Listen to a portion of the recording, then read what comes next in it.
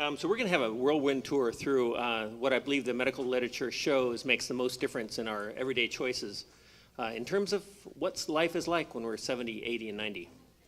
We can make a lot of those choices right now, and we better start making them in our middle years. You can get away with a lot when you're younger. But most of what happens that's predictable starts showing up when you're in your 40s and 50s. So there's our team from the integrated medicine program at St. Vincent's and Providence, Portland. I also have a private practice at St. Vincent Hospital. So this actually wraps up. In fact, we can just look at this slide and call it good. What we're going to be talking about is a whole food Mediterranean style diet, which is omnivorous and traditional. And it's associated with longer life and less illness, better brains, and less frailty, which is a really important consideration if you're making choices about living longer. It includes good fat and cocoa and dark chocolate. It includes caffeine and alcohol. And I'm going to be giving a case for avoiding sugars, refined carbohydrates of all kinds, processed grains, and other refined starches. Let's look at a couple of data points that start directing us towards a Mediterranean-style diet. This is from the Nurses' Health Study, raising the possibility that if you follow a Mediterranean-style diet, which in this study included drinking alcohol, and were fairly active, didn't smoke, and weren't too chubby, you were much more likely to live longer, and not just live longer, but live well, be free of serious illnesses. This is another study from the MESA study, and they followed 6,000 people for 7 years. If you weren't too chubby and you were a non-smoker and you ate Mediterranean, starting to sound familiar, and you exercised, you had about a 1 in 5 chance of being dead over the course of the study. If we look at prospective cohort studies, this is mostly observational studies, but does include some randomized controlled trials. You can see a significant reduction in total mortality. You can't really age gracefully if you're not around to age. So total mortality is a really important number here. Dementia and Parkinson's, heart attack and stroke, cancer and cancer death, type 2 diabetes, depression, we could go on and on and on, and I frequently do. When we talk about the Mediterranean diet, we're talking about lots of whole fruits and vegetables, beans and legumes, nuts. We would argue, you'll notice at the top there I have whole food Mediterranean diet. So we would include whole grains, not all grains. We'd include plenty of good fat. We'll talk about olive oil in particular.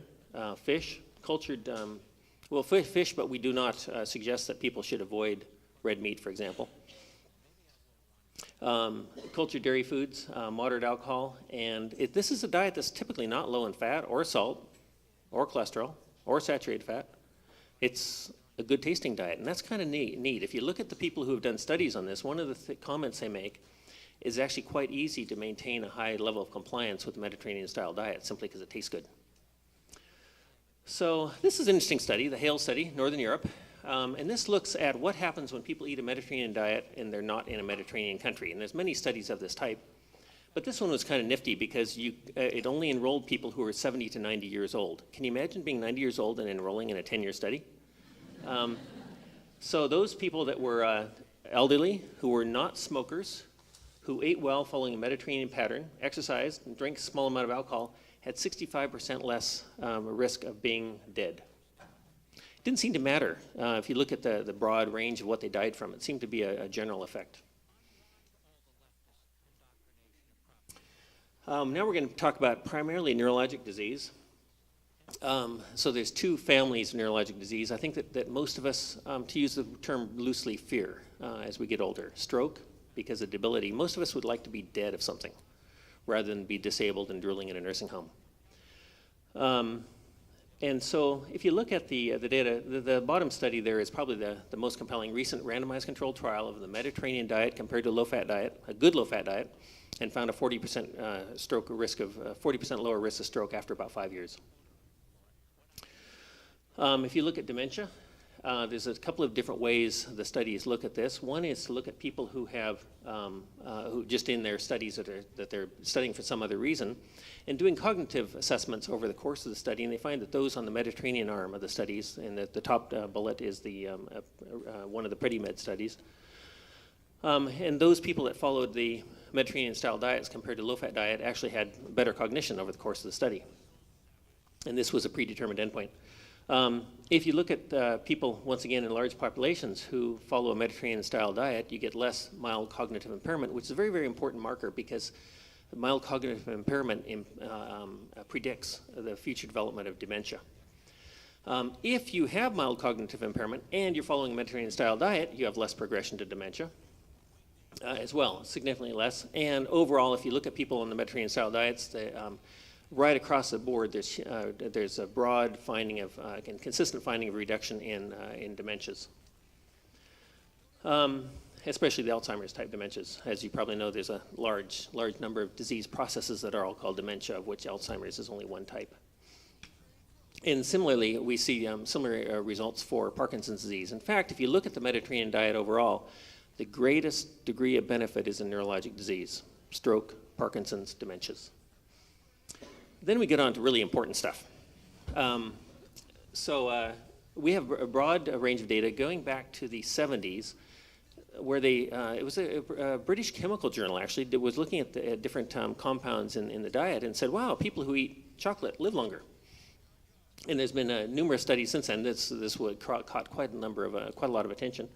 And if you look at things like blood pressure, insulin resistance, which is a component of the diabetes syndrome, HDL levels, which is a predictor of heart disease itself, and stroke, then you see a benefit for chocolate, and in particular, high concentration chocolates. So when I'm talking about chocolate, I'm really talking about dark, high concentration. In our office, I don't think there's anything less than 85% concentration. Less heart disease and stroke, and more importantly, improved brain function. So if you just randomize people to trials with different levels of flavanols from chocolate in their diet, you actually get an improvement in cognitive function. If you take people and give them 2 cups of chocolate a day, hot chocolate a day, in other words, an easily introduced component of the diet, you also show improvements in cognitive function. And most intriguingly is Franz Messerli's paper at the bottom there in the New England Journal of Medicine that showed that countries that ate the most chocolate had the highest number of Nobel Prizes. He's quite a scream. Similarly for coffee, I get the impression there's a whole lot of people running around who hate the idea that we enjoy stuff. And so there's just sure that things we enjoy must be bad for us. And so coffee and tea are part of this too. So if you look at the overall data in large population groups, then people who drink more coffee and to a lesser extent tea have lower risk of everything. And this slide has some of the different mechanisms, some papers that point to some of the mechanisms. But I think suffice to say that coffee and tea, much better studies are done with coffee than with tea. But it appears that it's across the board. And at least in Parkinson's disease, it's unclear whether decaffeinated works. It looks like caffeine might be part of the benefit. I think I've said all this already. So these are just more references for anybody who wants to question the possibility that coffee and tea are really good for you. Good fat. So just like salt, good fat is a really important part of the taste and delightfulness of food for most of us. And so if you're going to recommend that people follow a low-fat diet, you better have a pretty good reason, because low-fat, low-salt food, neither which I believe is defensible in terms of health outcomes, it also doesn't taste very good. And so people end up going down to Taco Bell. So these traditional foods that are high in fat, I've got some of them listed there. Raw seeds and nuts, and I think the oil seeds, like sunflower seeds and pumpkin seeds and flax seeds, I don't think they get enough respect in our society. Olive oil, avocados, butter, homemade mayonnaise. I make the distinction about homemade because the quality of fat that's in homemade mayonnaise is dramatically different than in most commercial mayonnaises. Eggs, oil-rich fish, and so on. And I'm going to be making a case for extra virgin olive oil as having the best case, the best medical case in the current data. And if you'd like, in question time, we could talk about why I would believe that saturated fat should not be demonized, that we cannot make a strong case or even a weak case against saturated fat. You can make a religious case against saturated fat.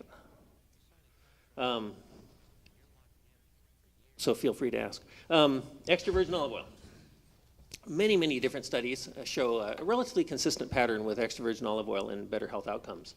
And there's numerous mechanisms that are mentioned in the slide that may be in play. But across a broad range of diseases, then extra virgin olive oil seems to have considerable benefit, including in mood and inactivity levels. People who eat more olive oil seem to be more active, and they have a higher basal metabolic rate, which is kind of intriguing. Nobody really knows why. We aren't big fans of fish oil supplements, but we are big fans of eating oily fish, which is a whole different story because it's associated with lower mortality, less macular degeneration, less Alzheimer's type dementia. And so we think that fish should be encouraged. There's probably about half the population that would be interested in this finding, that people who are on a Mediterranean style have less menopausal symptoms. That's a good thing. Alcohol, associated with a broad range of benefits. So I'm an internist and I see patients with dementia and diabetes and heart disease and stroke and high blood pressure. And I find congestive heart failure. And I find they keep being told by well-meaning people that they shouldn't drink alcohol. And so, of course, I calmly say, why? Because alcohol consumption in moderate amounts is associated with better health outcomes, including less dementia, less heart failure, less chance of having a heart attack. And if you do have a heart attack, you're less likely to croak from it. These are all good things. I do feel that I should always point out that what we're talking about is moderate, responsible alcohol intake. Probably not more than about 2 drinks on average a day for men, probably not more than about 1 for women. And for some, anything is too much. And I have an option for you guys. There's some people here that for whatever reason can't drink alcohol, and this might be it. Homemade kefir. If you make kefir at home, as against commercial kefir, then it runs about 1.5% alcohol, which is probably enough to give you the health benefits without enough to give you any problems with DUIs or problems with your religious leaders or whatever. So make your own stinking kefir, and you're going to be getting enough alcohol to be healthy. Generally speaking, whenever I talk about alcohol, and I actually sometimes give 1-hour lectures just on alcohol, believe it or not, then the concern is, in talking about alcohol, are we committing women to breast cancer? The answer is, if women drink too much, definitely over 2 drinks a day is strongly associated with more breast cancer. Over 1 drink a day might be, but women who drink up to about 1 drink a day have substantially lower overall death rates, including women who have breast cancer. A big part of my practice is actually breast cancer patients and cancer survivorship. And if you look at women with breast cancer who drink, they have a much lower death rate. Now we're going to quickly cover 4 aspects of dementia. I know I've talked about dementia quite a bit tonight, but if you're going to talk about aging, you have to deal with dementia. And I think there's 4 things that all of us should keep in mind when we're thinking about keeping our brains healthy when we're 70 and 80 and 90 and 95 and 100. And first is insulin resistance and type 2 diabetes and high blood sugars. If your doctor says to you, oh, watch that blood sugar, it's creeping up a little bit. Don't watch it, do something about it. And to me, that's the most insane, although, albeit well-meaning, advice that anybody could give. The arsenic in your water is creeping up a little, so you might want to watch that. It doesn't make sense. That fire is getting a little close to your house. You might want to watch it. So I would argue that as soon as there's any hint that you have insulin resistance, which means low HDL, high triglycerides, big waistline, high blood pressure, or a blood sugar that's even a twitch over normal, you should say, wow, I've just doubled my risk of dying of anything and everything, including cancer, and I've really increased my risk of dementia by a factor of 2 to 5 times. And you reverse that process with whole food Mediterranean diets, calorie control, and daily exercise. In doing so, you'll also just about obliterate your chance of ever getting diabetes. Secondly, if you look at just dietary sugars and refined grains all by themselves, you can even just give somebody a high sugar meal, I should say. 1 high sugar meal, measure their IQ before and after, and you can show a drop. The toxicity of refined grains and sugars, I really don't think it can be overemphasized, and I don't think it's appreciated in our society. If it was appreciated in our society, you wouldn't walk into a supermarket and see the row of breakfast cereals that you do see. The The third is inactivity. This talk is about food, but I just can't stand to give a talk about aging without mentioning that if you're not choosing to be active every day, you're really asking for trouble, and ditto for obesity. The thing about obesity, though, is it's a risk factor in your middle life. If you're 80 and chubby, leave those people alone, would you? They do okay. I actually had one of my colleagues, so I was seeing a patient who was kind of chubby, and she had cancer as well, and I was saying, she was maybe approaching 80. I was talking to her about she needed, a few things that she could do that would help her, I thought, and I was brand new in practice, and it included weight loss. Well, I got a call from one of my colleagues who was also seeing this patient for another set of problems. She said, "Miles, would you leave that poor lady alone?" Because here I was talking to her about weight loss, when she really didn't need to worry about weight loss. I was just an enthusiastic new graduate, and she was 80 years old, and she was doing just fine without any help from me. So I'd like to remind people, let's just talk about refined sugars and starches for a second. Ischemic heart disease and stroke, insulin resistance, the metabolic syndrome, and type 2 diabetes, which are all the same problem, dementia, obesity, hypertension, cancer. People don't realize that high sugar diets are associated not just with developing more cancer, but a higher risk of dying from that cancer, and so on. They're associated with more dementia, as I said, and it's kind of interesting because a high sugar diet is much more toxic in the setting of a low fat diet. You get all these glycated proteins in your brain, which interfere with your body's ability to make the right structures around your nerves. And so the combination of a high carbohydrate, low fat diet is particularly toxic to the brain. Often people are not aware of the fact that the evidence for refined carbohydrates in terms of being a risk factor for heart disease, stroke, and high blood pressure is much, much, much, much stronger than the case against saturated fat. Whenever I talk about refined grains, I always feel like I should put a slide of this nature in which defends whole grains in general, because I think the evidence for whole grains being good for your health is very, very extensive. If any of you would like to investigate this further, these top pair of references are particularly valuable. But they point out that people who eat more whole grains, not the highly refined grains, but whole grains, are associated with lower total mortality and over a broad range of illnesses, and also associated with less cancers. This is my picture of how the health world should be considered. If you have obesity, dietary sugars and starches, inactivity, and insulin resistance and type 2 diabetes, these all feed into this complex of heart disease, stroke, and dementia and cancer. And we should see this as one big bundle of problems caused by a bunch of choices that we make. So what are we going to avoid? We've talked something about what to eat, and we've also touched on some things to avoid, refined carbohydrates, but we haven't really touched on, because of the interest of time and so on, the problems associated with artificial non-nutritive sweeteners, highly refined fats, even highly refined vegetable fats, preserved meats as against real meat, and food subject to industrial processing methods, which is another issue. But so if we're going to age well, let's do this. Let's eat omnivorously using a whole food pattern, which means that most of the time you're going to have to make food at home. But I will be going to Dick's Kitchen for a hamburger in a little bit. Include dark chocolate, include caffeine and alcohol, and avoid highly processed starches. If any of you are interested, these are some of the books that we think really can be very helpful for people in making good choices. And of course, I have a strong bias to the book on the bottom here because I'm the co-author, Good Food, Great Medicine, which just came out in its 3rd edition. If any of you want to go to our website and sign up for our free newsletter, that's available as well. And it's got lots of little handouts and things that some people find very helpful. And there's the cover of our book, Good Food, Great Medicine. I think we have time for questions. Do we have time for questions?